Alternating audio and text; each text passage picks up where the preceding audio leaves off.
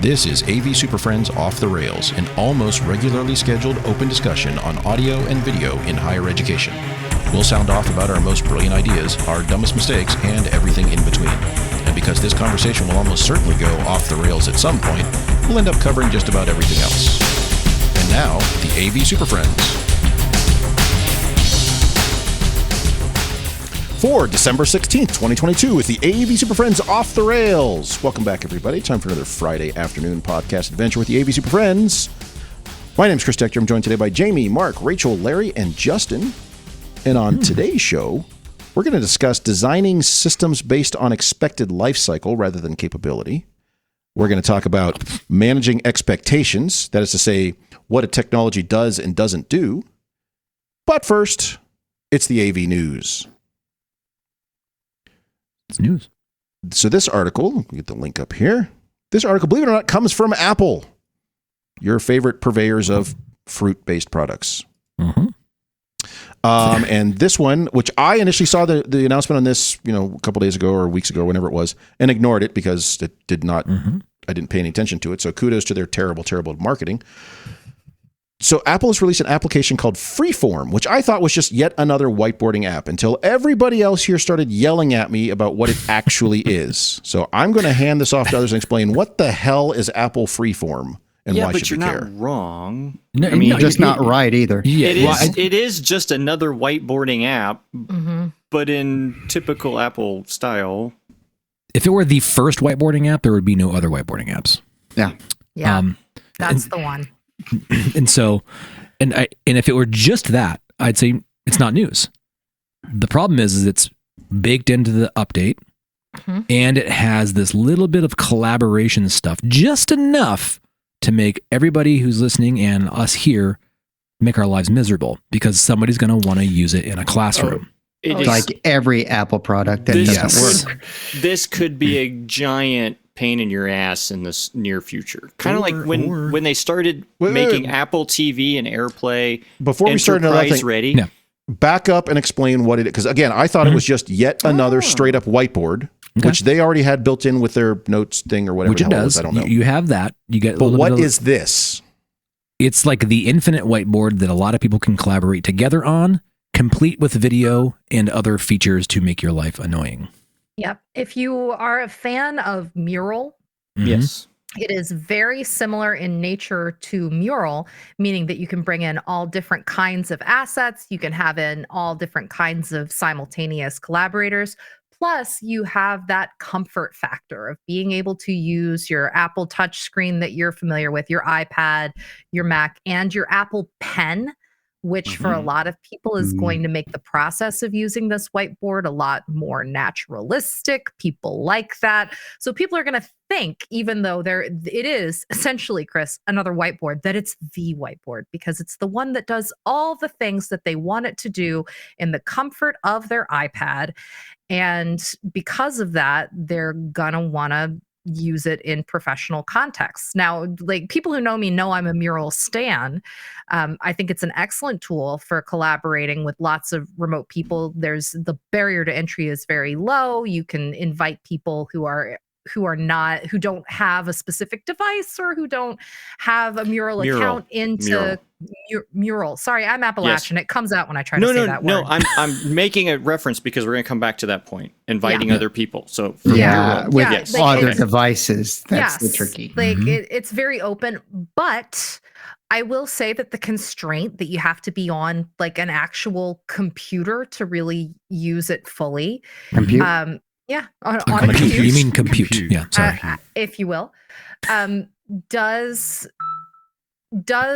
create a bit of a learning curve barrier between the experience of using this and the experience of using like an actual piece of paper with actual sticky notes.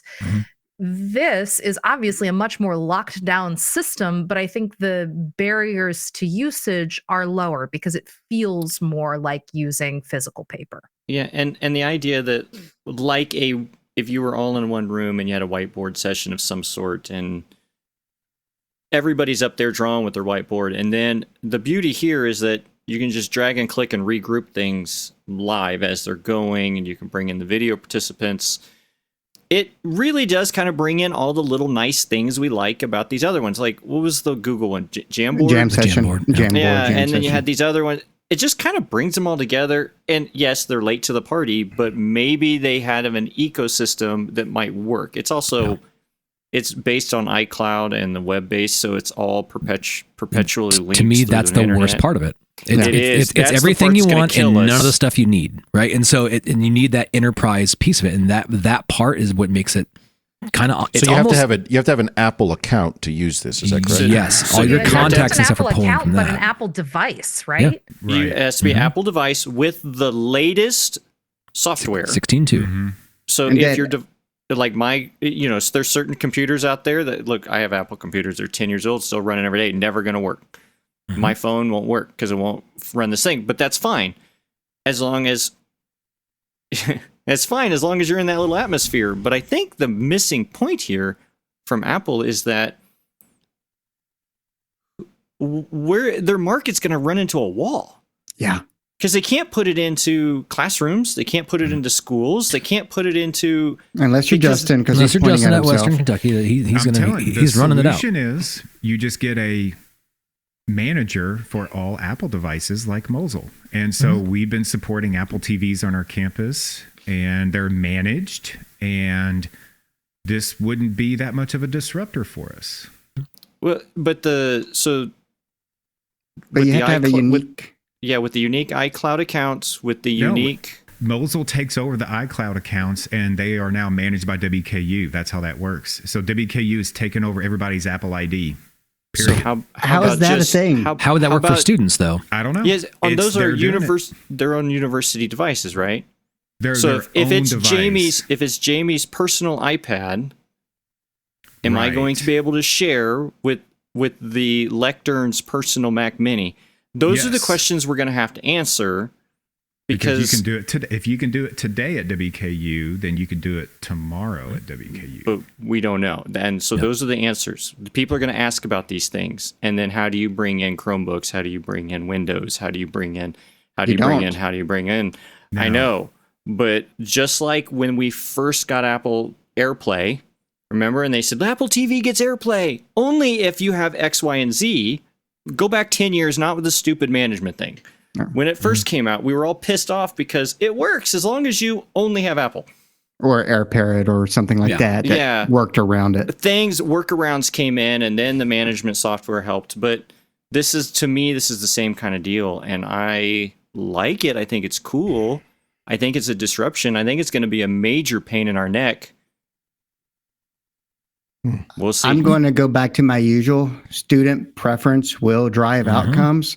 Just like so many other technologies that have worked their way into the classroom, students are going to drive this one. Mhm. And we're going to have to figure out a way of making it work. And for most of us, it's not going to be as pretty as WKU solution. See, I No.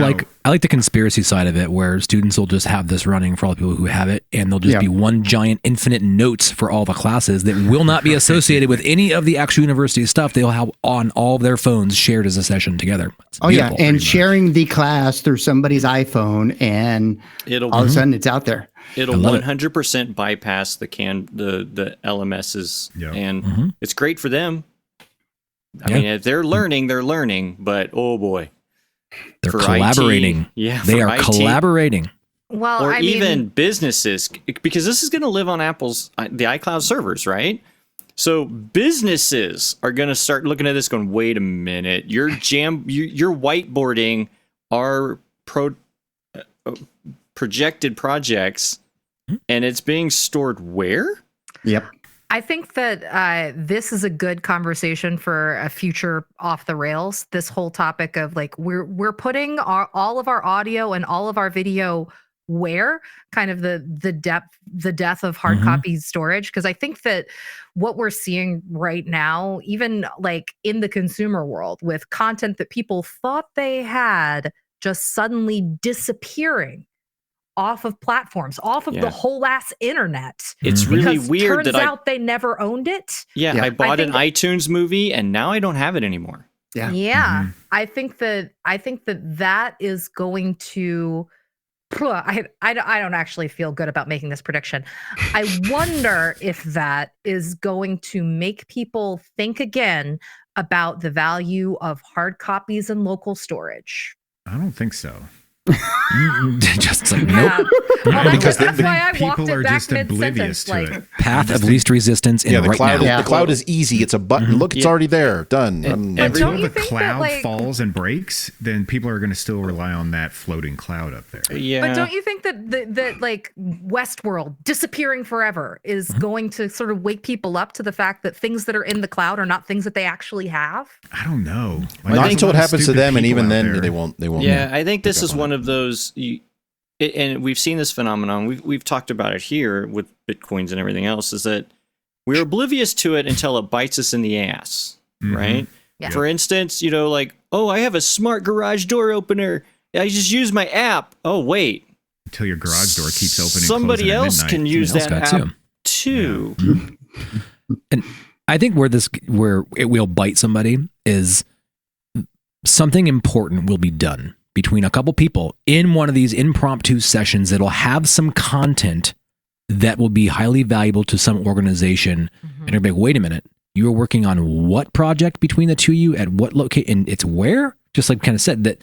And then they'll go to reference this thing and they're going to be in a meeting somewhere like, oh, it's in that board and it's going to unravel on people in that way because it's in our pocket now with our device. It's path of least resistance. We can do it really quick. We can collaborate. But when we start doing easy, low friction collaborations for things that are on platforms that are not work related, how does that blur that? And what happens? And I think this collaboration tool is going to make that really ugly for a lot of folks out there, so, including you, Chris.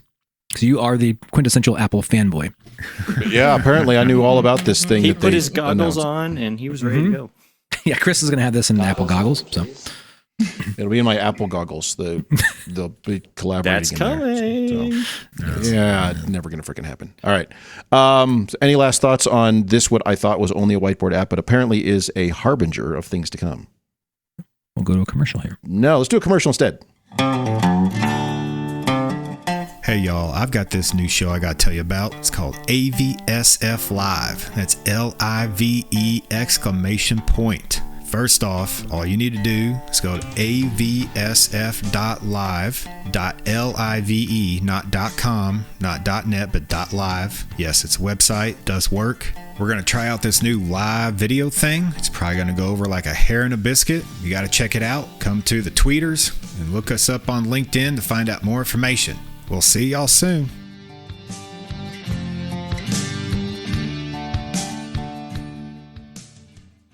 All right. So for our first topic today, we want to discuss this concept that came up. We were discussing things. This was after our live show, and this came up. This discussion about like this idea of specifying and designing AV systems based on expected life cycle, how long am I going to use this, rather than what the strict capabilities are. So, which could mean something different. And I'm thinking right here on campus, just this last week, I had a meeting with a department who has systems that are over 10 years old. They went in summer of 2012. So they're 10 and a half years old. And they're now asking that kind of that innocent question of what do we need to do to upgrade these? And one of my, you could say, here's our standard room, which would be something that you would logically be upgrading your teaching space every 5 to 7 years. But are they going to expect another 10 years? And if they expect another 10 years, do I need to think of these rooms differently?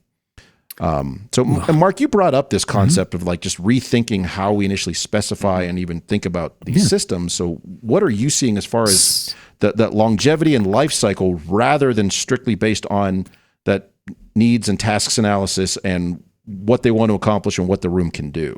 Well, this kind of snuck in, right? This concept, because I'm doing a lot of that assessment of other tools to replace other parts. And as I was assessing, there clearly were pieces that were designed like, oh, this thing is going to probably live forever, right? I'm not going to be able to kill this. It's going to be a cockroach technology. It's going to last forever. And then there's this one, it's priced, it's almost more disposable in nature, but it's going to get me to the end of the expected life of this space. Then I also started thinking that systems that last too long will disqualify themselves for something innovative in between. right? And so is there actually value in not looking at product that's going to have this indefinite lifespan, because we'll just kind of go on our merry way and we'll actually do a disservice by keeping abreast of new innovative technologies and doing more refresh. Now, that's obviously a balance. We'll all have different approaches about what's that cadence of that refresh to put new technology in there. But is there actual potential for savings by not purchasing this stuff that's going to live the longest out there? But you've walked into them. You've walked into dinosaur rooms that, yes, I did this install and the technology is still running.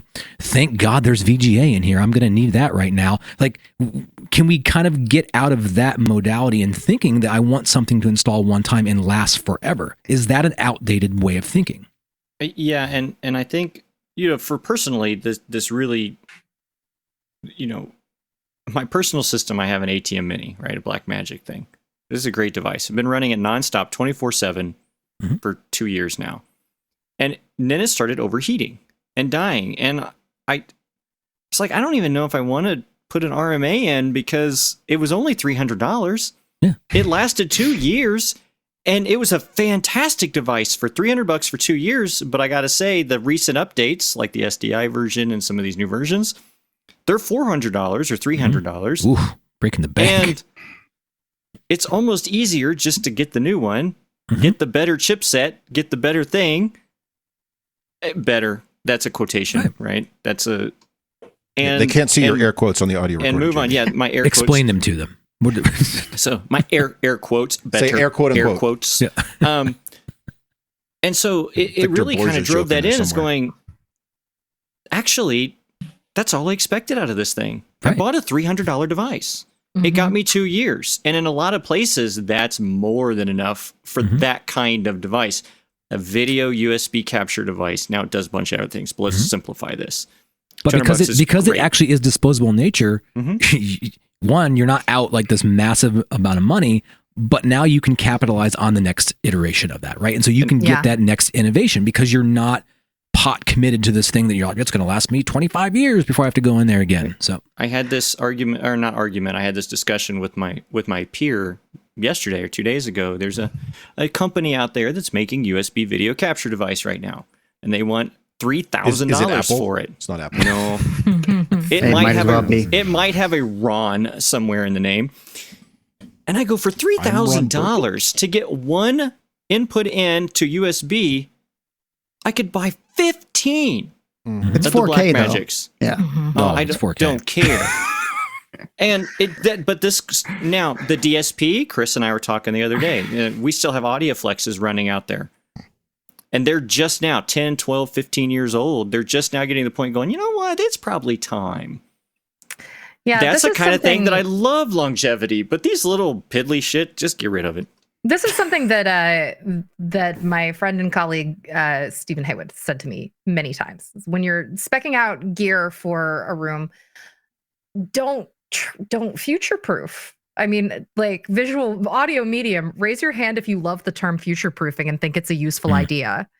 I usually mean that means it's not going to work in the future. Infrastructure. Right. It's future-proof. Well, infrastructure is different, Yes. but in terms of your devices, what he says is like buy the most that you need right now. Right? Like buy the maximum to meet your current needs, because in 5 years, whatever you think your current need is going to have been made obsolete by some new technology you didn't know about yet. So if you plan for your max need now, then you'll be able to say no to all of those people who are telling you shit like, oh, but it's the last one you'll ever need. Like, no, it won't be. Even if it lasts forever, even if it's immaculately well made, it will be obsolete because of technology that doesn't exist yet eventually. So don't pay for features that you're never going to end up using. Pay only for the things that you need right now. Something else that he says that I think is interesting for this conversation is that like gear that works should have a retirement plan. Like you shouldn't leave it in place just because until it dies, it works. Right? Yep. You should take it and use it for something else. Well, I thought you were going to say take it and send it to a farm upstate. And I think, how do you know what defines working, right? yeah, and that goes back to like Mark's example of we have rooms that are running for 12 years. Well, it's still running. kind of. But by God, we wish it would die because we're tired of VGA, right? Yeah. Because nobody can, modern laptops, modern tablets, modern phones aren't plugging into it. And therefore it's causing us more headaches than it is if it would just go up in smoke. Yeah, you can't upgrade other things because your old stuff is still working. When instead, like, you could pull that stuff out and make it like, a mobile streaming unit that uses old retired laptops, but that nobody else is trying to hook into anymore. I use it to fill the boats that I'm sinking so that they stay down. Also ballast. Yeah, there you go.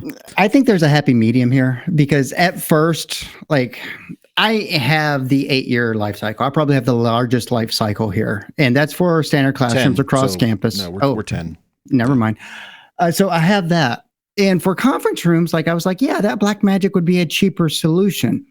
However, I've noticed in the past couple of years, there's a higher turnover rate for academic professionals. And I think we're going to do a show on that at some point in the future. But a couple of the projects that I've been waiting for a year on parts for, the people who specified those projects no longer work here. And so I'm dealing with their replacements. So if I had an agreement with the previous client and was like, hey, this unit is significantly cheaper, but I'll probably have to replace it in 2 years when it dies, that doesn't carry any weight with who's using the room now. And so my reputation and my labor is on the line if I go too far in the direction of disposable equipment. Oh, yeah. Larry, I am concerned that you have such a supply chain problem that you're not getting people anymore. Yeah, that's where you don't make them. Well, not people, but like the North parts Carolina I was stopped waiting making on. people. I get it. Yeah. Well, I understand what you're saying, and I think there's some selectiveness to your disposable equipment, right? Like the Blackmagic thing. I did end up submitting an RMA. They're going to do it. It's 2 years old. So, okay, great, right? Now, I don't think the Amazon special or eBay special or Alibaba special is necessarily the disposable we're looking for here. Yeah. I mean, there is that fine line of it's disposable, but we have pretty good confidence it's going to make it. And this goes back to are you speccing for the time frame that you need it? So, yeah, in a perfect world, if everything aligned perfectly, right, that all my stuff would have the same projected lifespan. It would go in, it would ride along its plateau, and I would bring it all out, and none of it would die in that time. I don't know the cadence exactly what that is. That's called leasing it. Maybe, and there may be validity to that. Yeah, that when we talk about as our IT organizations move forward, where it's service, right? And so we're talking about service. What service are we getting with our tools? And so if the way we maintain them shifts and where, the teaching shifts and that core actually changes, do things that we've put in place that have this really long horizon, actually, are they less effective because they're keeping people from doing innovative things in these spaces because we said we were going to install it and by God, it's going to last 15 years. We're going to get 15 years out of that thing. And that was actually the conversation I had with this department who a room should last 10 years. So this is 10 years. And but none of these spaces have what is considered common now in the capability to do hybrid teaching over Zoom and other systems like that. So now they're recognizing our spaces, which are indeed 10 years old, are not keeping up with what we need. So we need to do some other things. But are they going to want another 10-year-old system? Or to Jamie's point, can we find that more disposable option that gets them 3 or 4 years at a significant cost savings? And then what do we think about that? So I've also found that with some of these decisions that I make more of those calls if I know it is a temporary thing. For instance, we're going to have this pilot program of a student-based YouTube video. I am not putting in a ROS switcher for a maybe program of this YouTube studio. I'm going to pick the 3 or 4 thing because I think that's how long it's really going to last before somebody tears it out and makes an office. Or I do have a few spaces that are in leased buildings. And those leases usually run 5 years. And if your schools are anything like mine, every 5 years they go, we're going to move over there instead. And it may be just down the hall, but they're out of whatever space you just installed in. So do you need a 15-year system in a 2-year lease? It's really weird.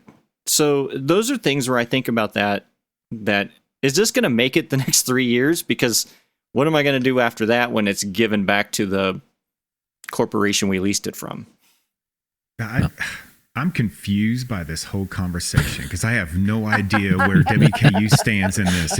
It's sometimes during this, I've been listening. I'm like, oh, we do that and we're really good at that. But then other things we're not good at.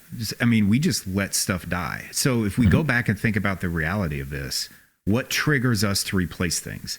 Something broke that caused the client to call us, or the client needs a new feature because their system is old or outdated. And so we only update based upon those requests. Yeah. So is that, we are very reactive, but we're only doing what is required to make things quote unquote work. Now, working can be a VGA connected to a 4x3 TV on the wall. Justin, we're I think not getting complaints about it. We don't even know that it's a problem, so... I think what you're struggling with the same thing I do when I thought about this concept. We're not thinking for longer periods of time. We're thinking for shorter. So maybe Jamie's example has been the best one. If someone says, I need to do X, Y, and Z in this space, and in your mind, you're like, oh, it's all this stuff. But then they say, and we're only here for 3 years. I'm not putting in bi-amp microphones and QSC processors to do that. I'm going to put in other stuff because I know it only needs to get me 3 years, and I'm fine with that. But I think there's a core of this, right? And that's flexible infrastructure. We know you got to have really... We didn't even talk infrastructure. Yeah, we're flexible infrastructure so that you can take advantage of whatever these things are. So you're not having to do these giant, massive capital investments to make some boutique edge technology happen. The other piece I wanted to mention is that how many of you talk to your enrollment office? No. I'm talking to you in the cars too, driving. How many of you talk to your enrollment office to know what questions that students are asking, the capabilities, or do they have programs that offer X, Y, and Z? Because you should think about that when you're talking about the horizon of your technology, because if students are asking questions of these different colleges and departments, like, hey, we want to make sure you have this, and just engage them. What are students asking for technology capability? Because that's the kind of stuff you got to keep your mind of. If you're not aware of that, you're going to be completely blindsided, and that'll have a direct impact on your enrollment. So there's this new Apple app, and you can share stuff. I'm going to call your bluff on this. Do students actually do it? Jamie, Apple Freeform. Yeah. No, I don't, but I do. Mark, do you? Yes. It's a great idea. Yeah, so I actually have. I talked to Mark's enrollment office too. Yeah. And so this came out of the capital kind of conversation where I was told to me, like, hey, you should go talk to X, Y, and Z in the enrollment office because they'll tell you the technology-based questions that students are asking. In the department, they don't really know the answers. And as students are shopping and they are transient and will go where they see they're going to get the experience they want to know that, yes, we have an instructor who's teaching in a space that's very innovative, and when it comes to College of Engineering or whatever it may be, they're asking more questions about technology capability in the classroom.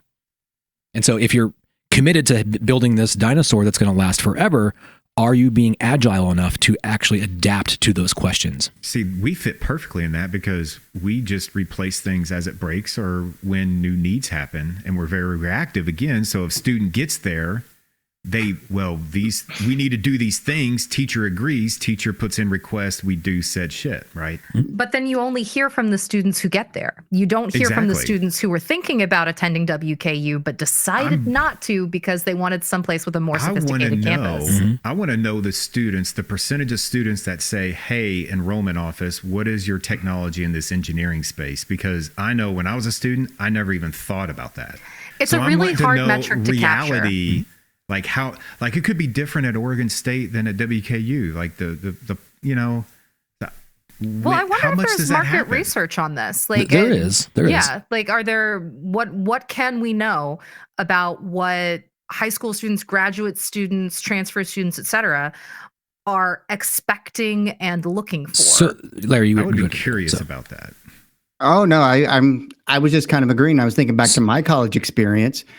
And yeah, I toured several colleges, and I based a lot of it based on the classroom look and what was in there. And that was 20 some years ago when there wasn't all the Did you judge food. between green chalkboards and black chalkboards? No, Yes, I but didn't. mine's I a didn't do little any bit of that. different because I was a communication major. So I had one school that put a lot of money into their broadcast station Right. and all that. And that drove what school I was going to. I went to I the do think computer that- information department and I knew what I was going into. I was deciding between Western and Ball State. I toured their athletic facilities and chose Western because it was cheaper and I got in-state tuition. Sure. And that is one metric you can use. But So I'm wondering how many people state something about technology percentage-wise about all the students that go to college out there. let me weave this other little piece for you here. That Chris, you're going to want to close your earballs here, so you're not going to hear this. So this whole VR, AR thing and this goggles program we have going, it is almost 100% created for enrollment. And it is targeted at you talked about K-12, right? It's like, we're going to get this in their hands. They're going to view the university as very innovative. We're going to get them, they're going to enroll, they're going to pre-enroll while they're still in high school, right? Because they're seeing that this investment's being made in these technologies that some people may or may not believe are valuable. Chris, but it goes to show, like, universities are making these investments. They're getting federal dollars to make these investments. And what does that mean to our infrastructure and our teaching and learning spaces? How we choose our technologies we're going to put in there. Are we being effective at being able to shift and be agile, right? Do we have a composable mindset to be able to change these things out? And that's to me, that's the crux of the conversation. How do It's you the stay same thing agile? with the esports arenas Yes, and it's those the type same. of things. And we already had a plan when we built that this would not work in the standard replacement cycle, because if we bring students to an old looking esports arena, it's not going to have It's not gonna sell. the impact. And there's real money. And it's in there, and it's easy in the esports domain, but maybe we don't think about that in the classroom, right? But I think you should be. Like, Is there a difference between an esports domain and a classroom? I mean, anymore. Why should a student come to your classroom? Why? They can go anywhere in the world. What are you doing that makes it different? Because we're in person only. Well, that And to some with people that- that may be a thing. But to other folks who want to have, a really engagement, high technology driven engineering or whatever it may I be, think they're there's a going to little- shop for those things. I think there's a little separation. And to me, and I'm not disagreeing with y'all, to me, to say esports or VR is more of a program feature, whereas technology in the classroom, let me see what this technology are you using. That's more of a broad marketing esports VR AR thing than it is the actual real technology. But No, you're right. I think that students, by and large, think of it much the way that employees do, and not in terms of like what technology are you using, but what is the learner experience. Do you have an esports program? Yes or no? Great, I'm going there. Or maybe let me see it first. And then how I'll go many there. of my Whatever. classes can I live stream, or like if I miss a class, can I Yes. participate remotely? Yes. Like that questions that have to do with the learner experience. I mean, I remember going back into the way back machine when I was evaluating schools. Like, most of this technology did not care. Distance education was so shitty, I wasn't really interested in it. Keep it at a But- distance. Like, yes, but I was concerned with questions like, does this campus have high-speed internet? It was a question at the time, right? Is there power at the location so that I can take notes on a laptop rather than having to do so in a notebook? Like, these were questions that informed my experience as a learner, and therefore I cared about them. But I think that is the crux, and we all know that we have cycles in whatever's hot right now. I mean, it wasn't that long ago that 3D was the thing, right? We're bringing 3D back to the class. And now, then it's goggles and it's... But if you plan a 15-year life cycle around a dual projection 3D system, that's kind of where we're getting at is plan, I guess, planned obsolescence, but plan it so that it does what you need it to do. And by the time if it's 2 or 3 years, and when you have to replace it, you already know that we're going to have made so many advancements that it's okay. But we don't need to buy the 32 by 32 matrix switchers for every place just in case we're future proofing. No. Yeah. Keep that in mind. And it wasn't really in my back of my mind until I started looking at replacements, right? When I had to find and identify alternates because of supply chain things. And I started assessing some of these pieces that are coming in from maybe lesser known manufacturers. And, this is a 3-5 year warranty and it's going to last that. And okay, it didn't need to be a 10-year expected thing. And you're like, well, with the cadence of refresh, well, why not? Why not save some money and find something that's a little more agile? And it still hits my 80 to 90% of my needs. We'll get a couple spares and we'll go, right? And I'm not tied to one thing or the other. But it did basically demand that we had a flexible infrastructure, right? We had to treat those pieces correctly so we can kind of take the endpoints out of it, because at the end of the day, how do we shift our service? How can we, what does it mean? What's the core kit of parts we need to deliver that innovative service? And so just an interesting thought. I'm glad we had an opportunity to actually talk about this a little bit, because I think it's one last thing I do want to bring up is that what are our thoughts? Make sure I remove my mid-Atlantic accent there. What are our thoughts about, are we okay with buying or purchasing, speccing a less expensive, potentially less capable system, knowing that it may only get you 2 or 3 or 4 years, and fully expecting that? And hey, if you get more out of it, bonus. But where I like it the most are like grant-based programs that have something that's a finite. Yeah, that's a good point. That you're not going to just buy this Cadillac thing, it's going to last forever. And when they don't even have funding for their thing to last that long, it's like, oh, this is a good fit. And we just haven't naturally looked at the horizons of like buying this, and this is when it's going to be done. See, everything at WKU is one-time funding. So it's an argument that I have with myself, like, okay, well, let me do the cheapest thing, or do I do something that's going to last the longest, because they don't have funding. And everything's based upon money. So all decisions I do is money-based at that moment. And it's difficult to analyze even the lifespan of something like that when you're so concentrated on somebody's budget. And these are the challenges of managing budgets and projects. So no, I think it's a new facet that I'm just thinking as I'm looking at what new spaces look like, and where can we be competitive and cost effective to deliver service and still be agile, right? How do you do it? How do you balance it? So that's one other thing that occurs to me is that depending on the expected life cycle, and if you get those bonus years or whatever out of it, they may come at a significant increased support cost and labor cost. And Justin, you always talk about the total cost of ownership. So yes, on the front side, my capital expenditures for this project were cheaper, but my support and maintenance costs were way higher because I have to keep this thing duct taped together to keep it running. Yeah, so. And I think that's more of a driver for us is the support costs. I think that's changing though. It's the pick and choose, right? So your core critical components you probably don't want to skimp on, right? Yeah, but we know that the HDMI to USB capture device, okay. I mean, do we need a $2,500 HDMI to USB capture device, or will the $500 one suffice? Even though you could have a shelf full of them. I think it's pick and choose. I don't think the $2,500 one gets you more years, though. But that's his point. But that's my point, right? And so we already kind of do this with displays. Why don't we buy consumer displays from Walmart? Because I don't want people for casting all the porn reasons on my displays. Yeah. We all know why. We've talked about it, and projectors for a long time were that way until the laser ones came, and so you pick and choose where you're going to. Yeah, there's core things. Yeah, there's core pieces. But the core pieces, you're not going to buy the China Special Network managed network switch, right? That's probably not what you're going to do. But the AV over IP thing, HD base T, you guys make fun of me all the time. Look, the $99 special for mono price works just as well as the $1,000 one that you bought from Ron Incorporated. He's a good for guy, what I need. Ron. Now, there's things that are built in that are nice and whatever, but I just want video from point A to point B over HD base T. Done. Well, $99. I think it changed. I don't know if the room servicing culture has changed as we've moved into an AV over IP world. We used to design as if we were launching rooms to the moon and we were never going to step foot in them ever again, right? That's not the case. Your service culture is going to also play into this.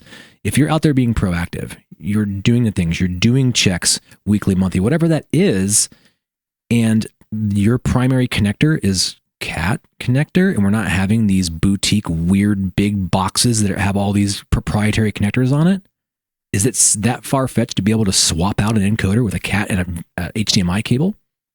Is it that hard for a student to be able to do that type of work?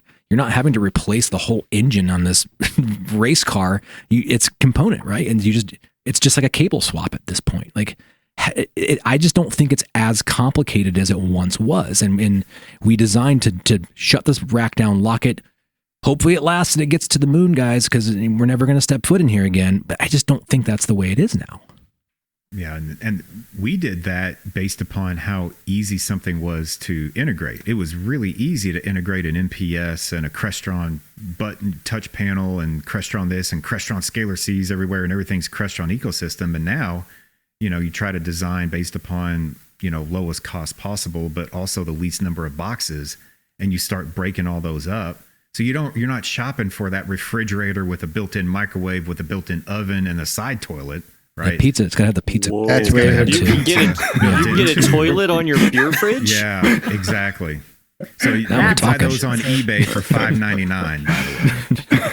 And so, you start to break things up. And what Mark said is true. It helps support because now they're like, oh, so this one thing went bad. I got to replace this one thing and I'm out of here instead of this whole all-in-wonder. Well, now I've got to basically take it offline for 3 days. Yeah, it's a whole deal, right? So we've been doing that for a few years, but again, that's money driven, really. And so it's weird to hear you all talk about this, and we fit in some of your buckets and sometimes we don't, just because we're reactionary. Well, I think everybody listening is probably going to be, it's not going to be perfect. They're all going to be different spectrum of where this falls. But to me, just let yourself just bathe in this discomfort for a moment. Just really take it in. And that's, if I can get you to just do that, that's all I'm really shopping for, is just understand that there may be a time and a place to not necessarily do the $1 billion 15-year solution. Maybe try something new. And that time is pretty much now, and the place is everywhere. So, all right, let's do another commercial. We'll come back and yell about some different stuff. As many of you know, the Super Friends have always been better received when we have more input from you. So, here's your chance. Send us a note at mailbag@avsuperfriends.com and get involved with the show. We're looking for some topics to discuss, some fellow nerds to talk to, or just general AV awesomeness to brag about. But remember, we'll probably steal your ideas. And I suppose we'd take some criticism, but that wouldn't be very nice. Anyway, drop us a note at mailbag@avsuperfriends.com and find out how quickly we ask you to join this nonsense. So for our final topic today, what we want to talk about was the idea of managing expectations. And Justin, you always talk about this. Like, what does a system not do? I really like this idea of writing like the upside down version of a scope of work. What it doesn't do. This is what the room is not going to do. This is what the system is not going to do. So this was one, we were hashing this one out from the idea of, okay, distance learning, let's say 10, 15 years ago, was a very specific thing. It involved purpose-built spaces, NASA-level control centers, 17 people running in to drive every little operation of the space, remote cameras, but multiple people monitoring and maintaining those. And, it was a whole thing. So if you were somebody teaching distance ed at the time, that's what you expected. And now in 2022, almost 2023, every space can do distance learning. So just here's your Zoom and fire up your Teams and just aim your camera at yourself or let it auto frame you and away you go. The end result to somebody who's participating in these classes is very similar. To somebody teaching in them, it may be a very different experience. But are we okay with explaining that these rooms are distance ed, but it doesn't do what the other ones used to do, and it's a different level of integration and technology operation. So, oh boy, I lived this. This is a can of worms. Open that can of worms. Can of worms. Open. Open it up. Crack it open. Yeah, I literally lived this. And the pandemic helped and hurt. But one of our departments has a triangle distance campuses, right? And for a long time they were the ITV model with the studio and the technicians and take camera too. go to break.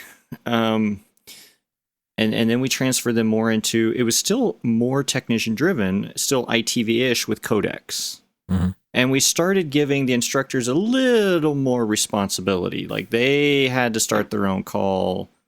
They didn't like it. They felt dirty. They hated it. And I get it.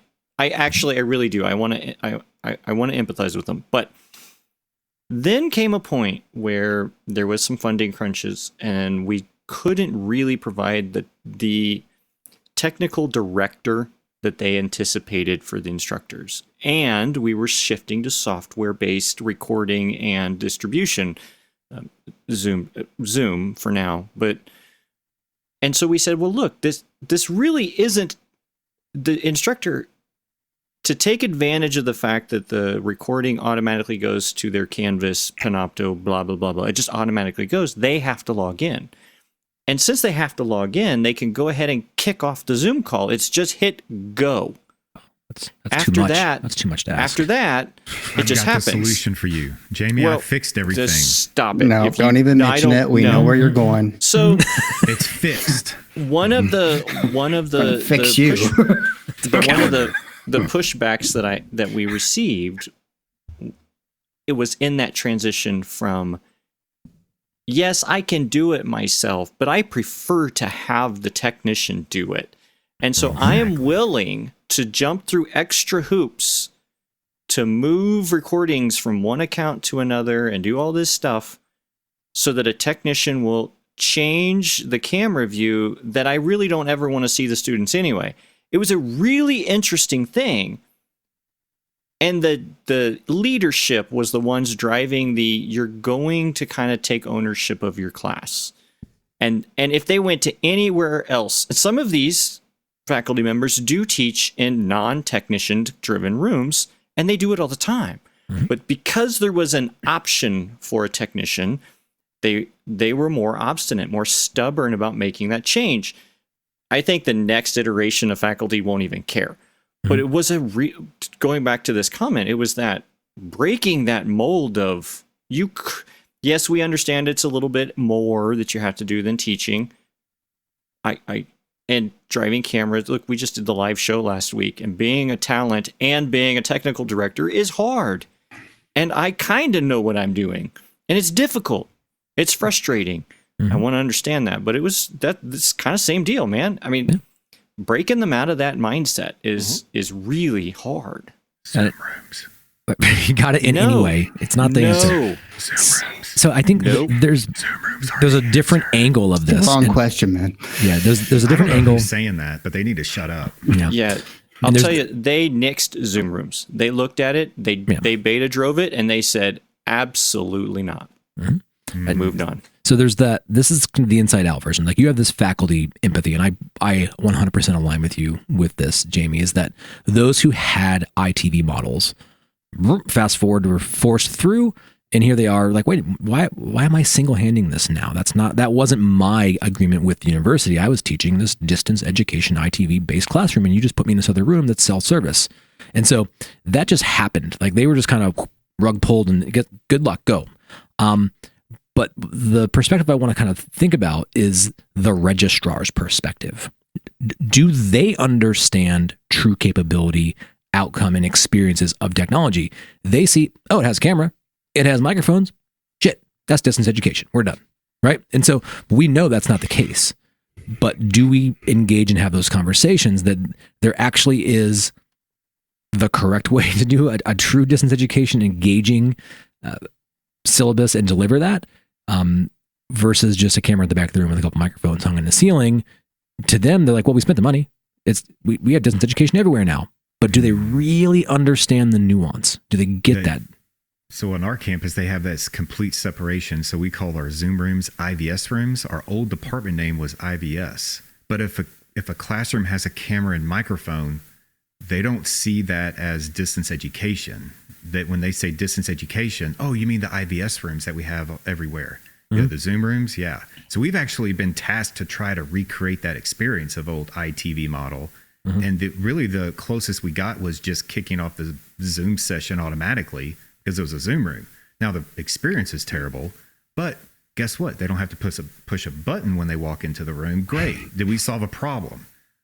Yeah, and it's not always the kickoff button that they cared about. It was it's everything else too. Yeah, they liked the idea they could say, "Oh man, I really wish I could see the document camera right now." Mm-hmm. And then it just happens. And somebody switches it, right? And somebody's doing that automation. And you're like, perceived automation, right? And yeah, perceived automation. And we get that with all the microphones and such. I mean, one of the things that is on repeat from us when we talk to the register, we talk to administration, we talk to faculty on trainings, so just because it has a ceiling mic doesn't mean that it's a genius system. You can hear everything. Well, and that's the first complaint. Well, you can hear everything. Mm-hmm. You need a better microphone. We're delivering more microphones. Experience. More microphones. If you were in the room, you would hear everything. So we're delivering the in-room experience. Doesn't it just know? For better or for worse. Doesn't it just know that was somebody's coffee cup and that wasn't? Yeah, it's part of the student experience. Well, that never happened to me in this other room with the technician. Yeah, the one writing the fader, right? I mean, there is something to say about that. Yeah, no, it's absolutely true, and it's interesting because I don't know if people who end up in those spaces, let me back up. People I know have ended up in these spaces that are accustomed to the ITV model. I often sense resistance. They're like, I'm not changing what I'm doing. I'm not going to change my action in this room. I've been teaching this class, distance education, for 15 years in this room. I know what I'm doing. I'm not going to change. And they're the ones that'll say, the first ones that have come forward said, Zoom doesn't work distance education. Does not work. Full sale, it does not work. You can't use it for distance education. I actually lucked out because we had that IPTV model here with an excellent guy that everybody on campus loved, who ran the entire show, who retired during the COVID period. And so all the faculty went home, learned how to use Zoom. By the time they got back on campus, I had automated that space. And so it was a clean break. They came back, they got used to Zoom, and then they saw this new room, not a Zoom room, a room that did Zoom, but it did it very well. And it gave them all that experience, more capability. And we were able to rip off the Band-Aid without them actually knowing we were it was being ripped off. Yeah, so it worked well. Yeah, I think they got a Band-Aid ripped off, just not by you, by COVID. Yeah, I think most folks, the ones that didn't, we've had a few stragglers in the ITV model, right? And they are the 25-year ones. They are now they are the most experienced. And that's the thing, is that arguably your most experienced instructor, your most knowledgeable person is the one that's struggling, and that's not always a good thing. You know what I want to do? I want to go around to the students that are taking our ITV classes, the distance education classes that are branded that way still. I want to ask them, do you know that you can get this same experience on your couch? I want to, what is their reaction when I ask them that? Right? It's not them. No. Oh, I know. But I just want to put that little bug in the student's brain to see what starts churning, right? So there's another version of this that maybe we'll step out of the ITV model for a moment. Yes, let's get out of this one. Let's just... and this was the one that I get often, that conference rooms are good enough for recordings.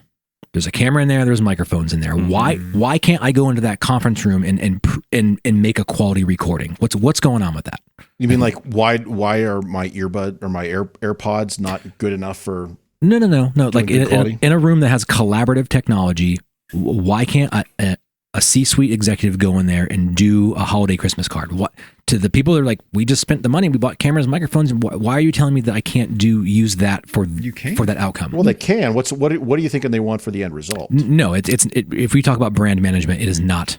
It is not quality. So you're talking about you want a polished and nicely edited final product, and instead you have guy at end of conference table who you can barely hear because he's way off mic and all the rest. It's the one I see a lot. I see this example come up a lot. Wow. I agree. The expectation is that it's simple and it's just going to do it for me. And it did. It was simple and it just did it for them. But the expectation was television quality. Or even, look, I'll And I think it's just a general cell phone confusion right now. Yeah, your cell phone right now can give you some pretty damn good quality, and it's simple. But I see this a lot in when a dean says, "I want to put a system in my office," right? And we're like, "Oh, you want to do a collaborative system? Cool, we can do that. Here's the table." And then they'll use it, and it's all working well. But then they want to record their holiday greeting card, right? And then I'm going to sit it in this table. What? Why? It just doesn't look good. It's not the same experience. And it's like, yeah. But in their mind, all cameras, all microphones, all do the exact same thing, right? Why is this not making that outcome? And it's that expectation. They expected, because they spent these funds and these monies on this space, but they identified in their mind was a camera and microphone. They were getting a studio. Yeah, I mean, my first answer to that would be I didn't design it for one person. I designed it for 12 people. So you're using the wrong room. But if it can work for 12, it should work for one. It should work 12 times as good. Right. Work. 12 times better for Defined one. work. I want that extra 11 quality. It's an extra 11. So this is just one of the other common versions of the size C. Yeah. It's that So I've not expectation. heard that. Here's what I have heard is well, you guys keep talking about these microphones that can kind of steer around and they can auto adjust when someone's quiet and make them loud. And we just put a bunch of microphones in our conference room and they can't hear us. And you go talk with them, and it turns out like, yeah, you're right. When you lean back away from the table, or you turn completely away to write on the whiteboard, or the one that came up the other day was when there's a physical barrier between me and the closest microphone on the table, that is to say a laptop, and they are typing on their laptop and looking down at their screen at their notes and talking, and they don't come through. I'm like, all right, yes, the technology has gotten better. The technology can do a lot of things automagically. It is not perfect. You still have to like meet me halfway here. That kind of, you have to use the stuff in the room correctly. To your point, Mark, about this room does X, Y, and Z. It does not do A, B, and C, or it does not do A, B, and C well. So if I have microphones on a table and they do not want to use the microphones the way they are designed to be used, I can't help them make them sound better on calls. It's the old adage of you hand someone a microphone and they always say, "Can everybody hear me?" And they put the mic down. Well, you might be able to be heard in the room, but no one can talk loud enough to be heard over a Zoom or Teams call in those scenarios. So there is that kind of, I think there is some general acknowledgement that the environment has changed such that we can expect a base level of understanding of how to operate these technologies appropriately. Or am I just way off base on that? No. I mean, there is some weird expectations out there. I think mainly, I haven't seen a lot of those on the audio side, but the video side, right? The video side is always, hey, put up a webcam, it's always good enough, and then people complain and they need something different. But audio, they know right away when audio is bad, and they ask us to upgrade audio even before video in classrooms like that. So I think it's just, I don't know if it's regional or cultural, but I hear different problems with expectations in our rooms, especially when it comes to the student experience. A lot of what I hear is, well, I didn't get no complaints, so everything's fine of what I'm doing. There's no complaints from the audience. They can see and hear everything fine. So we have a lot of battling with that, trying to set in those expectations. No news correctly. is good news. Yeah, exactly. Then why am I here meeting with you if there's no problem, right? Or no It's all perceived about problem. setting expectations, perceived problems, right? Correct. So is that when you do a proposal, do you provide that clarity? What it doesn't do? It depends on the client. So it depends on the needs analysis meeting. So we have the needs analysis meeting first. If they start asking for some weird stuff, there is more, this will not do these statements. That's a good point. If it's a pretty standard client and we've done stuff with them before, oh, you want another one of these things that we've already done? There's less of that nomenclature in there. So I write it based per project. Yeah, and sometimes what really sucks is sometimes that those are done for the wrong people. Yeah, exactly. Right. Right. I have a situation where the people writing the check, it was a great idea. They implemented it. They paid for it. They know that what it can and cannot do. The first thing I just had to have a review of what can we change now, because we've heard a bunch of constructive criticisms. They were valid complaints, but well, what if we just did this instead? That's not really what we wanted when we asked for this 2 years ago. And because I didn't get the end person, or to Larry's point, every 2 or 3 years you have a different person there anyway. What's their expectation when they walk in? So it's always a weird keeping up. Yeah. A new technique I've tried lately that saved my ass on 3 projects in the past month is because we have so long of, ordering and then implementation, I'm going and grabbing, I'm going to get in trouble for this. I'm getting the client in the room. I'm not grabbing the client. I'm bringing the client into the room and I'm reviewing the scope. And we just had that happen where they were wanting to use like a boardroom type style one way, and then the other way is classroom instruction. We had certain places for our cameras, and they're like, "Oh no, we don't do that anymore. We can't do that. That's wrong. We use the room like this now." Like, "Oh, okay, it's not a problem. We just have to change our infrastructure, and we're good." It's not a problem. It's just going to cost. We just have to change everything. Well, No, that's it wasn't that bad. We want that room. We want it exactly like that. But this, and this, and this one instead. thing different. Yeah, it's exactly the same, usually but completely different. It saves our asses from doing something wrong and having to redo it again because the client was upset because they've changed their ways. It's been so long since we've done needs analysis till implementation. Needs have changed. And that's been a new problem lately. All right, cool. Well, fair enough. So manage those expectations. Is that what I'm hearing? Yeah, and I just like Justin. I keep coming back to it. I really like your model of write the scope of work, but also be explicit about what some of these things won't do. So a conference room is a great scenario for this is conferences. only good for 6 people. If Right, you put but- 10 people in here, this Well, was I'm gonna be thinking a to your bad point about your last experience. comment. This is not a great place to teach a class. Yes. Or the one I keep getting is it's our conference room, but we want a lectern up front for presentations. I'm like, well, that's kind of different because now where are you driving from? Where are people standing? Am I presenting from here or there? These things come up, and so it's always that maybe it's these multi-purpose spaces that seem to be the most challenging ones. But I think it's the general understanding that technology's changed, so their expectations are different. So Yep. I don't have a good answer for it, but It's just money. Throw it it's out just there. money. It's just money. All right. Money and time. That's it. All right. Well, any last thoughts around managing expectations? I didn't expect you guys to last this long, but you did. You should know better. All right. Well, Chris, what do you think?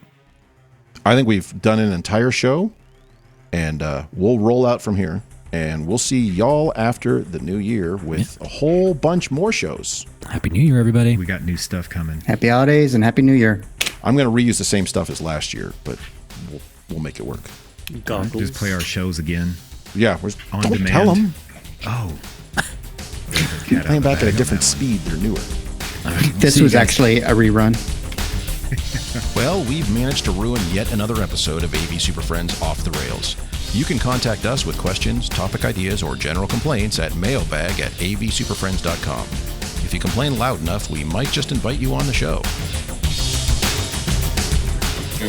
Nice work, everyone. Sharp broadcast. Really good. Everyone on the floor as well. Really a lot of hustle. I liked it. The opinions expressed by the AV Super Friends are solely those of the individuals and do not represent their respective institutions, organizations, companies, or clients.